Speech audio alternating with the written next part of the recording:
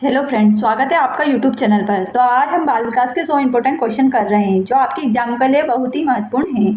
तो आइए यहाँ पर स्टार्ट करते हैं। सबसे पहले आप सभी हमारे चैनल को सब्सक्राइब जरूर कर ले ताकि नोटिफिकेशन सबसे पहले आपके पास पहुँच जाए। तो आइए यहाँ पर हम स्टार्ट करते हैं। पहला क्वेश्चन दे रखा है कि अभिप्रेरणा का वर्गीकरण होता है। तो अभिप्रेरणा का वर्गीकरण दो प्रकार से होता है, जैसे कि जन्मजात और अर्जित। कौन सा मत अंतर्दृष्टि द्वारा सीखने की व्याख्या करता है? तो यह गेस्टाल्टवाद करता है। किस वैज्ञानिक ने सीखने की सामग्री के रूप में निरर्थक शब्दों का प्रयोग किया है? तो यह एबिंगहास के द्वारा किया गया है। सीखने के नियम का प्रतिपादक किसने किया है? तो सीखने के नियम का प्रतिपादक थार्नेडाइक ने किया है। शारीरिक वृद्धि और विकास को कहते हैं। तो शारीरिक वृद्धि और विकास को अभिवृद्धि कहते हैं। चिंतन की संज्ञानात्मक पक्षी की एक मानसिक क्रिया है, यह कथन किसने दिया था? तो यह कथन रास नामक वैज्ञानिक ने दिया था। बाल मनोविज्ञान का केंद्र बिंदु कौन होता है? तो इसमें बाल मनोविज्ञान का केंद्र बिंदु स्वयं बालक होता है। संवेग शब्द का शाब्दिक अर्थ होता है। तो संवेग का अर्थ होता है उत्तेजना या भावों का उथल पुथल होना। कौशल को सीखने की पहली अवस्था है। तो कौशल को सीखने की पहली अवस्था अनुकरण मानी गई है, क्योंकि इसमें बालक सर्वप्रथम अनुकरण के माध्यम से सीखता है। मानसिक आयु के प्रत्यय को सर्वप्रथम प्रयोग किसने किया था? तो बीने साइमन नामक वैज्ञानिक ने किया था।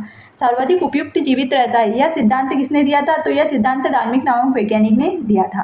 सीखने का सर्वाधिक उपयुक्त अर्थ है तो क्या होता है? तो ज्ञानार्जन होता है। प्राथमिक स्तर पर मूल्यों की शिक्षा देने की सर्वोत्तम विधि है तो क्या है? अध्यापन के व्यवहार पर मूल्य स्थापित करना, यही सर्वोत्तम विधि होती है। व्यक्तित्व के संगठन का स्वरूप है तो क्या है? मनोवैज्ञानिक या शारीरिक। अपने ऊर्जा बल को बाहर की ओर अभिव्यक्त करने वाले व्यक्ति को क्या कहते हैं? तो बहिर्मुखी व्यक्ति कहते हैं। वो अंदर की ओर करने वाले को अंतर्मुखी कहते हैं। कक्षा 4 का एक बच्चा सदैव चिंतित व कुंठित रहता है तो आप उसे क्या करेंगे? हम उसे स्वयं परामर्श की भूमिका निभाएंगे। एक परिस्थिति में अर्जित ज्ञान का दूसरी परिस्थिति में उपयोग करना यह कहलाता है। तो यह सीखने का स्थानांतर कहलाता है।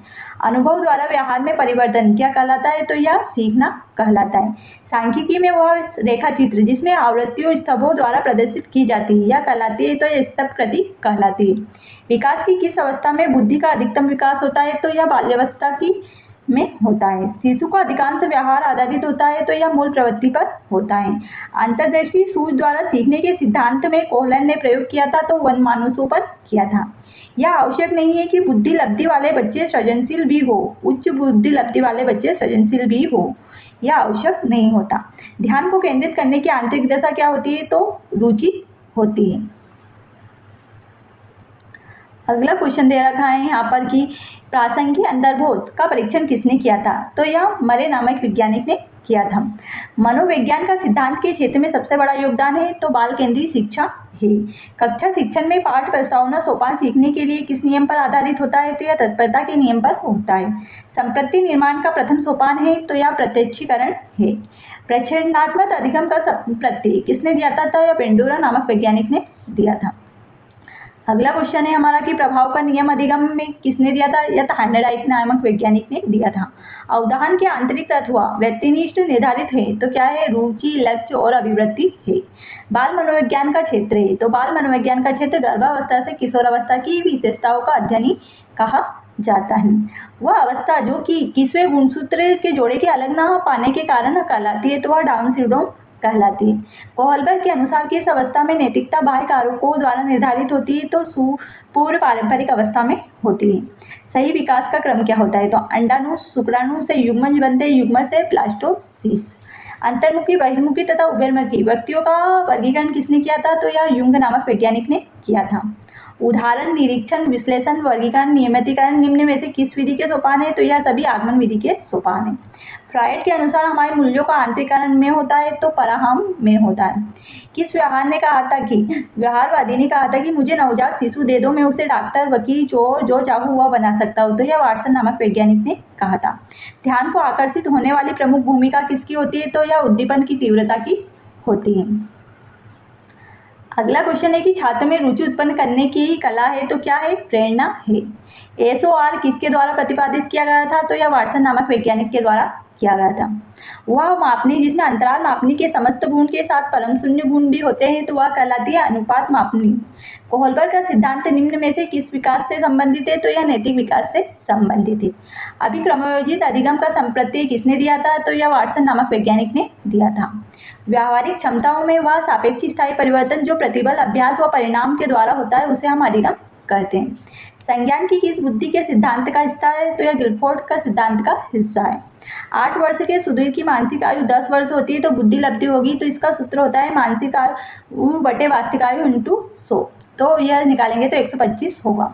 संवेग का कौन सा सिद्धांत इस विचार को मानता है कि संवेगात्मक अनुभव संवेगात्मक व्यवहार पर आधारित होता है? तो यह जेम्स लैंग का सिद्धांत है। किसी की इच्छा या आवश्यकता में रुकावट पड़ने पर उसमें उत्पन्न होने वाले संवैधानिक दबाव को क्या कहते हैं? तो कुंडा कहते हैं। पियाजे मुख्य रूप से किसके अध्ययन के लिए जाने जाते थे? तो यह संज्ञानात्मक वेग के लिए जाने जाते थे, विकास के लिए। जब मानव शरीर के एक भाग को दिए गए प्रशिक्षण का अंतरण दूसरे भाग में होता है तो उसे क्या कहते हैं? तो उसे ऊर्ध्व अंतरण कहते हैं। दिए गए प्राप्तांकों के समूहों में जो प्राप्तांक बहुधा में सबसे अधिक बार आते हैं उसे हम बहुलक कहते हैं। क्रियाप्रस्तुत अनुकूलन का सिद्धांत किसने दिया था? तो यह अनुकूलन नामक यह सिद्धांत स्किनर नामक वैज्ञानिक ने दिया था। अल्बर्ट बंडूरा किस सिद्धांत से संबंधित है? तो यह सामाजिक अधिगम के सिद्धांत पर संबंधित है। सूझ द्वारा सीखने के सिद्धांत का प्रतिपादक किसने किया था? तो यह गेस्टाल्ट नामक वैज्ञानिक ने किया था। टर्मन के अनुसार 90 से 100 बुद्धि लब्धि वाला बालक माना जाता है, तो यह सामान्य बालक माना जाता है। 90 से 100 बुद्धि लब्धि। सीखने से संबंधित प्रतिक्रिया का सिद्धांत में पाउलक ने प्रयोग किया था, तो यह कुत्ते पर किया था। कार्य को आरंभिक रखने, जारी रखने व नियमित करने की प्रक्रिया को हम प्रेरणा कहते हैं।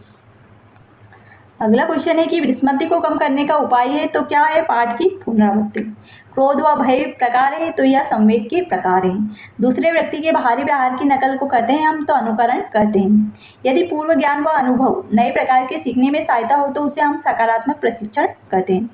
सीखी हुई बात को स्मरण रखने या पुनः स्मरण करने की असफलता को हम विस्मृति कहते हैं। भाटिया बैटरी का प्रयोग किसके मापन में किया गया था? तो बुद्धि के मापन में किया गया था। हाल का सिद्धांत किसने व्याख्या करता है? तो किशोर को मनोविज्ञान। मानव व्यक्तित्व एवं मनोविश्लेषण मनोलैंगिक विकास को किसने महत्व दिया था? तो यह फ्रायड ने दिया था। मनोविज्ञान की प्रथम प्रयोगशाला किसने स्थापित की थी? तो विलियम वुंट नामक वैज्ञानिक ने की थी। गेस्टाल्ट मनोविज्ञान की आधारशिला है, तो मैक्स वर्मीमर है। संगणन का सिद्धांत किसका है? तो स्मृति से संबंधित है।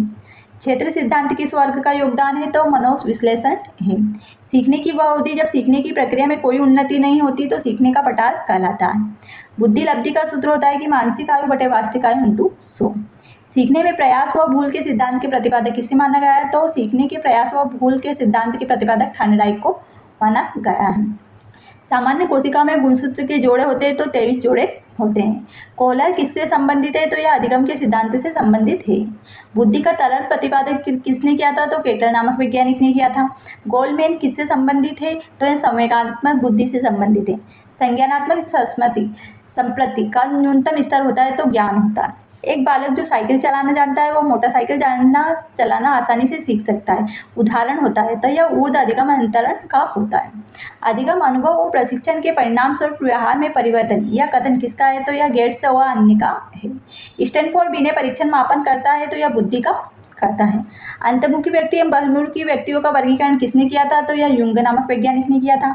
बच्चों के सामाजिक विकास को प्रभावित करने वाले कारक होते हैं, तो सामाजिक परिवेश जन्य तत्व होते हैं।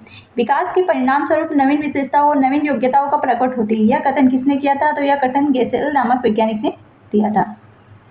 मूल प्रवृत्तियों को 14 प्रकार से किसने वर्गीकृत किया था? तो यह मैकडूगल ने किया था। किसी दूसरी व्यक्ति की अपेक्षा एक वस्तु पर चेतना केंद्रीकरण अवधान कहलाता है, यह कथन रास नामक वैज्ञानिक ने दिया था। 12 से 16 वर्ष के बच्चों के लिए हिंदी में द जलोटा कौन सा परीक्षण होता है किया जाता है? यह साधारण मानसिक योग्यता परीक्षण किया जाता है। बुद्धि के द्विकारक सिद्धांत के प्रतिपादक कौन थे? तो यह स्पिरेन नामक वैज्ञानिक थे। किस सिद्धांत का नाम सृजनात्मकता या किसका नाम सृजन शास्त्र के पिता से जुड़ा है? तो यह गाल्टन से जुड़ा है। सृजनात्मक मौलिक परिणामों को अभिव्यक्त करने की मानसिक प्रक्रिया होती है, यह किसने कहा था? तो यह क्रो नामक वैज्ञानिक ने कहा था। अगला क्वेश्चन हो रहा है कि विद्रोह की भावना की प्रवृत्ति किस अवस्था में होती है? तो यह मध्य अवस्था में होती है। इस प्रकार हमारे 3-4 क्वेश्चन और रह गए। इस प्रकार आज हमने बाल विकास के 92 क्वेश्चन बहुत ही इंपॉर्टेंट क्वेश्चन थे जो आपकी एग्जाम के लिए अति महत्वपूर्ण हैं। तो यह फैक्ट वाइज क्वेश्चन थे, तो आज हमने इनका रिवीजन किया। तो इस प्रकार आपको यह क्वेश्चन अच्छे लगे तो हमारे चैनल को लाइक एंड सब्सक्राइब कर जरूर जाए, ताकि नोटिफिकेशन सबसे पहले आपके पास पहुंचे। धन्यवाद।